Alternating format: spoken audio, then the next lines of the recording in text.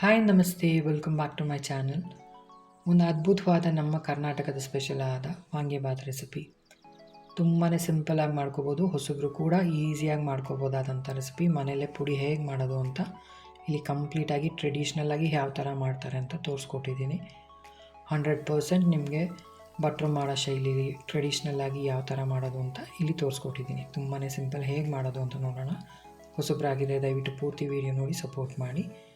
ಪುಡಿಗೆ ಏನೇನು ಬೇಕು ಅಂತ ನೋಡೋಣ. 4 ಟೇಬಲ್ ಸ್ಪೂನ್ ಧನಿಯಾ, 3 ಟೇಬಲ್ ಸ್ಪೂನ್ ಕಡಲೆಬೇಳೆ, 2 ಟೇಬಲ್ ಸ್ಪೂನ್ ಉದ್ದಿನಬೇಳೆ, 3 ಪೀಸ್ ಆಗೋಷ್ಟು ಚಕ್ಕೆ, ಒಂದು ಜಾಪತ್ರೆ ಹೂವು, ಒಂದು 8 ಲವಂಗ, ಒಂದು 6 ಏಲಕ್ಕಿ, ಒಂದು ಅರ್ಧ ಚಮಚ ಆಗೋಷ್ಟು ಕರಿಮೆಣಸು, ಒಂದು 15 ಗುಂಟೂರು ಮೆಣಸಿನ್ಕಾಯಿ, ಒಂದು ಹಿಡಿ ಆಗುವಷ್ಟು ಬ್ಯಾಡಗೆ ಮೆಣಸಿನ್ಕಾಯಿ, ಒಂದು ಅರ್ಧ ಹೋಳು ಒಣ ಕೊಬ್ಬರಿ. ಖಾರ ನಿಮ್ಗೆ ಯಾವ ಥರ ಬೇಕೋ ಆ ಥರ ಅಡ್ಜಸ್ಟ್ ಮಾಡ್ಕೊಳ್ಳಿ. ಒಂದು ಚಮಚ ಎಣ್ಣೆ ಹಾಕ್ಕೊಂಡು ಇದನ್ನೆಲ್ಲ ಮೀಡಿಯಮ್ ಫ್ಲೇಮಲ್ಲಿ ಚೆನ್ನಾಗಿ ಹುರ್ಕೋಬೇಕು. ಒಂದು ಅರ್ಧ ಆದಮೇಲೆ ಕೊಬ್ಬರಿ ಹಾಕ್ಕೋಬೇಕಾಗತ್ತೆ. ಇದನ್ನೆಲ್ಲ ಫಸ್ಟು ಒಂದು ಸ್ವಲ್ಪ ಅರ್ಧ ಆಗೋವರೆಗೂ ಹುರ್ಕೊಳ್ಳೋಣ. ಚೆನ್ನಾಗಿ ಹುರ್ಕೊಂಡ್ಮೇಲೆ ಒಂದು ಅರ್ಧ ಆದಮೇಲೆ ಒಣ ಕೊಬ್ಬರಿ ಸೇರಿಸ್ಕೊಳ್ತಾ ಇದ್ದೀನಿ. ಕಮ್ಮಿ ಉರಿನಲ್ಲೇ ಉರಿಯೋದ್ರಿಂದ ನಿಮಗೆ ತುಂಬ ಚೆನ್ನಾಗಿ ಬರುತ್ತೆ. ಒಂದೇ ಬಾಣಲಿ ಇಟ್ಕೊಳ್ಳಿ, ಪರವಾಗಿಲ್ಲ, ತೊಂದರೆ ಇಲ್ಲ. ದಪ್ಪ ಇರಲಿ, ಸ್ವಲ್ಪ ಅಗಲ ಇರಲಿ, ಆವಾಗ ನಿಮಗೆ ತುಂಬ ಚೆನ್ನಾಗಿ ಎಲ್ಲನೂ ಒಂದೇ ಹದದಲ್ಲಿ ಹುರ್ಕೋಬೋದು.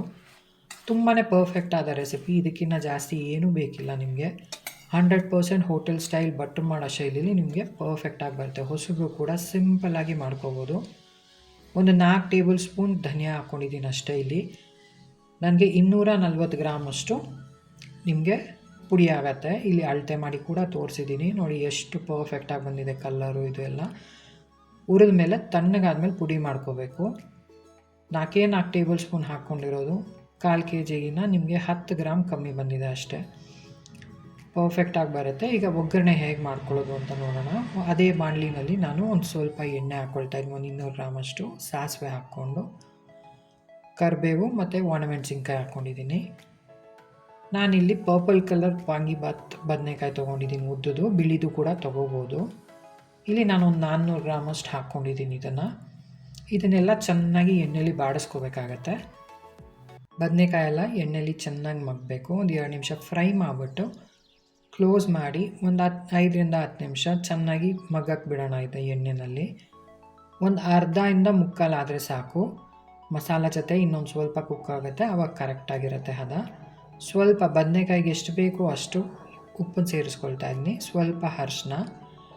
ಉರಿನ ಲೋ ಮಾಡಿಕೊಂಡು ಇದನ್ನೆಲ್ಲ ಚೆನ್ನಾಗಿ ಫ್ರೈ ಮಾಡ್ಕೋಬೇಕು. ಉಪ್ಪನ್ನು ಇಲ್ಲಿ ಜಾಸ್ತಿ ಹಾಕೋಕ್ಕೆ ಹೋಗ್ಬೇಡಿ, ಬದನೆಕಾಯಿ ತುಂಬ ಉಪ್ಪು ಹೇಳ್ಕೊಳುತ್ತೆ ಆಮೇಲೆ. ಇದೆಲ್ಲ ಚೆನ್ನಾಗಿ ಫ್ರೈ ಆದಮೇಲೆ ಸ್ವಲ್ಪ ಎಣ್ಣೆ ಮುಂದೆ ಇರಬೇಕು ವಾಂಗಿಬಾತ್ಗೆ, ಆವಾಗ ರುಚಿ ತುಂಬ ಚೆನ್ನಾಗಿ ಬರುತ್ತೆ. ಇದೆಲ್ಲ ಫ್ರೈ ಆದಮೇಲೆ ಈಗ ಮಾಡಿಟ್ಕೊಂಡಿದ್ವಲ್ಲ ಪುಡಿ, ಅದು ಎಷ್ಟು ಬೇಕು ಅಷ್ಟು ಖಾರಕ್ಕೆ ನಿಮ್ಮ ಹದಕ್ಕೆ ತಕ್ಕಂತೆ ಹಾಕ್ಕೊಳ್ಳಿ. ನಾನಿಲ್ಲಿ 3.5 ಟೇಬಲ್ ಸ್ಪೂನ್ ಹಾಕ್ಕೊಳ್ತಾ ಇದ್ದೀನಿ. ತುಂಬಾ ಪರ್ಫೆಕ್ಟಾಗಿ ಬರುತ್ತೆ. ನೀವು ಇದಕ್ಕೆ ಬಟಾಣಿ ಕೂಡ ಹಾಕ್ಕೋಬೋದು ಸೀಸನಲ್ಲಿ, ಅಥವಾ ಎಳೆ ಅವರೆಕಾಳು ಸೀಸನಲ್ಲೂ ಹಾಕ್ಕೋಬೋದು. ಕ್ಯಾಪ್ಸಿಕಮ್ ಕೂಡ ಹಾಕ್ಕೊಂಡು ಮಾಡ್ಬೋದು. ತುಂಬಾ ಚೆನ್ನಾಗಿ ಬರುತ್ತೆ. ಕಮ್ಮಿ ಉರಿ ಮಾಡಿ ಮಸಾಲಾನೆಲ್ಲ ಒಂದು 5 ನಿಮಿಷ ಇದನ್ನು ಚೆನ್ನಾಗಿ ಮಗ್ಗಕ್ಕೆ ಬಿಡಬೇಕು. ನಾನಿಲ್ಲಿ ಒಂದು ಸಣ್ಣ ನಿಂಬೆಹಣ್ಣು ಗಾತ್ರದ ಸೈಜಷ್ಟು ಹುಣಸೆ ರಸ ತೆಗೆದಿಟ್ಕೊಂಡಿದ್ದೀನಿ. ಇದು ಒಂದು 2 ನಿಮಿಷದಿಂದ 5 ನಿಮಿಷ ಮಗ್ಗದ ಮೇಲೆ ಉರಿ ಕಮ್ಮಿ ಮಾಡಿಕೊಂಡು ಹುಣಸೆ ರಸನ ಹಾಕ್ಕೊಳ್ತಾ ಇದ್ದೀನಿ. ಎಲ್ಲನೂ ನೀಟಾಗಿ ತಿರುಗಿಸ್ಕೊಂಡು, ಉರಿ ಕಮ್ಮಿನೇ ಇರಲಿ, ಮಸಾಲ ಪೌಡರ್ ಹಾಕಿರೋದ್ರಿಂದ ನಿಮಗೆ ಸಿಗುತ್ತೆ. ಇವಾಗ ಒಂದು ಸ್ವಲ್ಪ ಉಪ್ಪು ಆ್ಯಡ್ ಮಾಡ್ಕೊಳ್ಳೋಣ. ಮಸಾಲ ಎಲ್ಲ ಹಾಕಿರೋದ್ರಿಂದ ಉಪ್ಪನ್ನ ಕಮ್ಮಿನೇ ಹಾಕ್ಕೊಳ್ಳಿ. ಬೇಕಿದ್ರೆ ಅನ್ನದ ಮೇಲೆ ಹಾಕ್ಕೋಬೋದು, ಏಕೆಂದರೆ ಬದನೆಕಾಯಿ ತುಂಬ ಉಪ್ಪು ಆದರೆ ಚೆನ್ನಾಗಿರಲ್ಲ. ಲಿಡ್ ಕ್ಲೋಸ್ ಮಾಡಿ ಉರಿ ಕಮ್ಮಿ ಮಾಡಿ ಒಂದು ನಿಮಿಷ ಇಲ್ಲಿ ಕುಕ್ ಮಾಡಬೇಕಾಗತ್ತೆ. ಸ್ವಲ್ಪ ಎಣ್ಣೆ ಈ ಥರ ಬಿಟ್ಕೋಬೇಕು. ಆವಾಗ ನಿಮಗೆ ಗೊಜ್ಜು 1-2 ದಿನ ಎಕ್ಸ್ಟ್ರಾನೇ ಇಡ್ಬೋದು. ಅದಕ್ಕೋಸ್ಕರ ತುಂಬ ಚೆನ್ನಾಗಾಗತ್ತೆ. ತುಂಬಾ ಪರ್ಫೆಕ್ಟ್ ಆದ ಗೊಜ್ಜು. ನಿಮಗೆ ಮೇಲ್ಗಡೆ ಗೋಡಂಬಿ ಬೇಕಾದ್ರೂ ಹುರ್ಕೊಂಡು ಹಾಕ್ಕೋಬೋದು. ಕೆಲವರು ಕಡಲೆ ಬೀಜ ಹಾಕ್ಕೊಳ್ತಾರೆ. ಯಾವ್ದು ಬೇಕಿದ್ರೂ ಹಾಕ್ಕೋಬೋದು. ಬಟಾಣಿ, ಕ್ಯಾಪ್ಸಿಕಮ್ ಏನು ಬೇಕಾದ್ರೂ ಸೇರಿಸ್ಕೋಬೋದು. ನಾನು ಒರಿಜಿನಲ್ ಹೇಗೆ ಇದೆಯೋ ಅದೇ ಥರ ತೋರಿಸ್ತಾ ಇದ್ದೀನಿ ನೋಡಿ. ತುಂಬಾ ಪರ್ಫೆಕ್ಟಾಗಿ ಬರುತ್ತೆ. ಟೇಸ್ಟ್ ಅಂತೂ 100% ಗ್ಯಾರಂಟಿ, ಅಷ್ಟು ರುಚಿಯಾಗಿರುತ್ತೆ. ನಾನು ಸ್ವಲ್ಪ ಗೊಜ್ಜು ಎತ್ತಿಟ್ಕೊಳ್ತಾ ಇದ್ದೀನಿ. ಇಲ್ಲಿ ಎತ್ತಿಟ್ಕೊಂಡು ತಿಂಡಿಗೆ ಎಷ್ಟು ಬೇಕೋ ಅಷ್ಟು ಕಲಿಸ್ಕೊಂಡಿದ್ದೆ ನಾನು. ತುಂಬಾ ಪರ್ಫೆಕ್ಟಾಗಿ ಬರುತ್ತೆ. ನಮ್ಮ ಮನೇಲಿ ಎಲ್ರಿಗೂ ತುಂಬಾ ಇಷ್ಟ. ಆದರೆ ಬಿಸಿ ಅನ್ನಕ್ಕೆ ಇಷ್ಟಪಡ್ತಾರೆ. ತುಂಬಾ ಅದ್ಭುತವಾಗಿ ಬರುತ್ತೆ. ವಾಂಗಿಬಾತ್ ಅಂದರೆ ತುಂಬ ಜನ ಇಷ್ಟಪಡ್ತಾರೆ. ತಮಿಳ್ನಾಡು ಸೈಡಲ್ಲೆಲ್ಲ ತುಂಬ ಇಷ್ಟಪಡ್ತಾರೆ. ಇದು ನಮ್ಮ ಕರ್ನಾಟಕದ ಸ್ಪೆಷಲ್ ವಾಂಗಿಬಾತ್. ತುಂಬಾ ಪರ್ಫೆಕ್ಟ್ ಆದ ರೆಸಿಪಿ. ಖಂಡಿತವಾಗ್ಲೂ ಎಲ್ಲರೂ ಇಷ್ಟಪಟ್ಟು ತಿಂತಾರೆ. ಅಷ್ಟು ಪರ್ಫೆಕ್ಟ್ ಆಗಿದೆ. ನಾನು ಸುಮಾರು 20 ವರ್ಷಗಳಿಂದ ಮಾಡ್ತಾಯಿದ್ದೀನಿ ಈ ರೆಸಿಪಿನ. ಪರ್ಫೆಕ್ಟಾಗಿ ಬರುತ್ತೆ ನಿಮಗೆ ಹದ, ಎಲ್ಲೂ ಕೆಟ್ಟೋಗಲ್ಲ, ಏನೂ ಹೆಚ್ಚು ಕಮ್ಮಿ ಆಗಲ್ಲ. ಸಿಂಪಲಾಗಿ ಮನೆಯಲ್ಲೇ ಮಾಡ್ಕೋಬೋದು. ವಾಂಗಿಬಾತ್ ಪುಡಿ ಇದು ಎಲ್ಲ ಖಂಡಿತವಾಗ್ಲೂ ಎಲ್ಲರೂ ಇಷ್ಟಪಟ್ಟು ಮಾಡುವಂಥ ಒಂದು ಅದ್ಭುತವಾದ ರೆಸಿಪಿ. ಖಂಡಿತವಾಗ್ಲೂ ಟ್ರೈ ಮಾಡಿ ಹೇಗೆ ಅನ್ನಿಸ್ತು ಅಂತ ಹೇಳಿ. ಇಷ್ಟ ಆದರೆ ಲೈಕ್ ಮತ್ತು ಸಬ್ಸ್ಕ್ರೈಬ್ ಮಾಡಿಕೊಂಡು ಸಪೋರ್ಟ್ ಮಾಡಿ. ಥ್ಯಾಂಕ್ ಯು, ಧನ್ಯವಾದಗಳು ವಿಡಿಯೋ ನೋಡಿದ್ದಕ್ಕಾಗಿ. ಮುಂದಿನ ವಿಡಿಯೋದಲ್ಲಿ ಖಂಡಿತ ಸಿಗೋಣ.